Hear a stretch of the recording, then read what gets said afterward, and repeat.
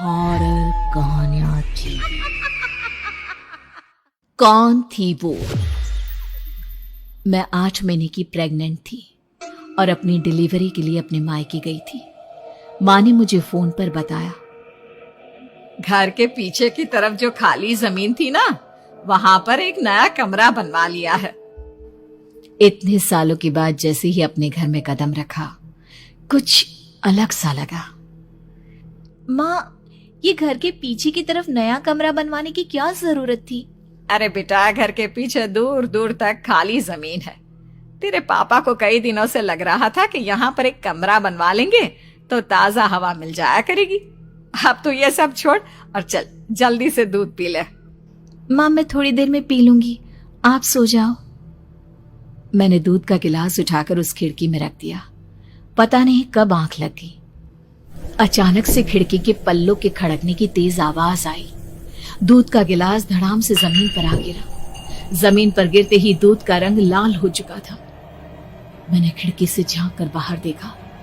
चारों तरफ धूप अंधेरा था। उस अंधेरे की तरफ से कुछ आवाजें आ रही थी, जैसे छोटे बच्चे आपस में खिलखिलाकर मस्ती कर रहे हो।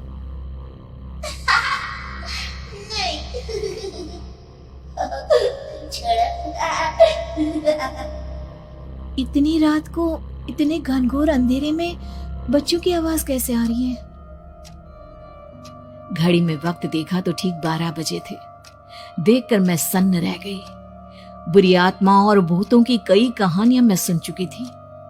वक्त भी कुछ ऐसा ही था। ऊपर से मैं प्रेग्नेंट। सुना था कि ऐसे वक्त में अक्सर बुरी आत्माएं औरतों का पीछा करती है, तो क्या मेरे पीछे भी? पसीने से तरबतर बड़ी मुश्किल से, जैसे कांपते हाथों से मैंने उस खिड़की को बंद किया। जल्दी से जल्दी उस कमरे से बाहर निकलकर माँ के पास जाने के बारे में सोचा, लेकिन जैसे ही दरवाजे की तरफ पलटी, लगा कोई साया हवा की स्पीड से दरवाजे के सामने से गुजर गया। मेरे गले में अटक कर रह गई। मैं जोर से चीख कर माँ को बुलाना चाहती थी, लेकिन वो आवाज खुद मेरे कानों तक नहीं पहुंच पा रही थी। तो माँ तक कैसे पहुंचती? खिड़की के पल्ले एक बार फिर तेज हवा के झोंके से धड़ाम करके खुल गया और पूरी ताकत से मैं चीख पड़ी। जानती थी मेरी चीख की आवाज सुनकर कुछ ही सेकंड में माँ वहां पहुंच जाएगी, लेकिन ऐसा कुछ हुआ ही नहीं। मेरा कलेजा डर के मारे फटा जा रहा था। आखिर माँ ने मेरी आवाज क्यों नहीं सुनी?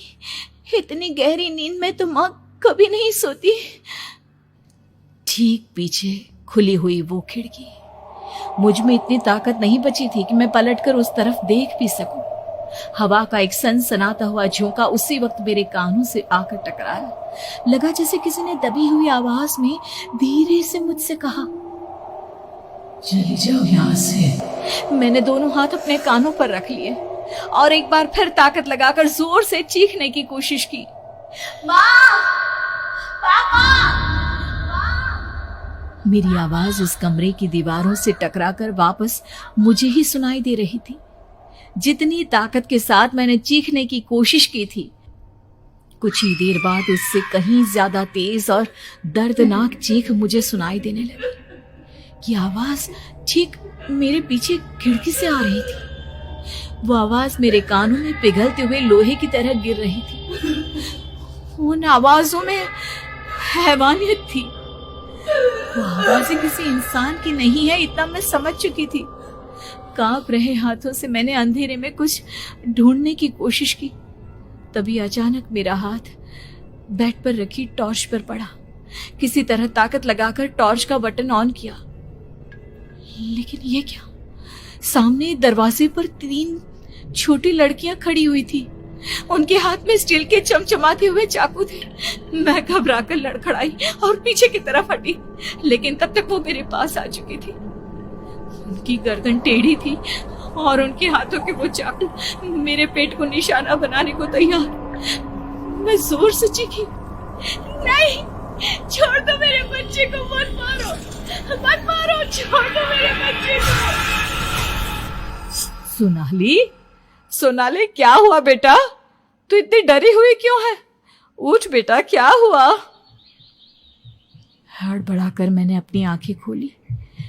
देखा तो दिन निकल आया था। माँ मुझे जगा रही थी। मेरा चेहरा पूरा पसीने से लथपथ था। क्या हुआ बेटा, तुमने कोई बुरा सपना देखा क्या? मैं अभी तक अपने पूरे होश में नहीं थी। वो मेरे बच्चे को मार देगी माँ। वो लड़की मेरे बच्चे को। मैंने घबराकर अपने पेट को छुआ। सब कुछ ठीक था। और वो दूध जो रात को यहाँ पर गिर गया था, उसका रंग लाल हो गया था। माँ ने हंसते हुए दूध का गिलास मुझे दिखाया। तुमने दूध पिया ही नहीं, पूरा का पूरा ऐसे ही रखा हुआ है। तुमसे कहा था ना सोनाली, सेहत के लिए लापरवाही ठीक नहीं बेटा। लेकिन मैंने तो सब कुछ अपनी खुली आंखों से देखा था। ये सपना कैसे हो सकता है?